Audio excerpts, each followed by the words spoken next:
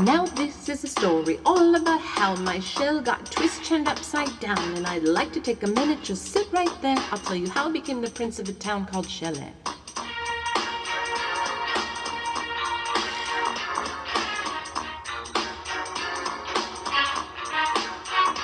In West Philadelphia, hatched and raised in the garden is where I spend most of my days. Chilling out, sliming, relaxing, all cool, eating some lettuce outside of the school. When a couple of guys, they were up to no good, started shaking salts in my neighborhood.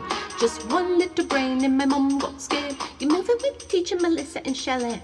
I whistled for a cab, and when it came near, the license plate said Escort Go sold here. If anything, I could say that this cab was rare, but I thought, nah, forget it. Shelley. I pulled up to the class about 7 or 8, and I yelled to the cabbie, "Slime you later." Looked at my classroom, I was finally there to sit in my throne as the Prince of Shelley.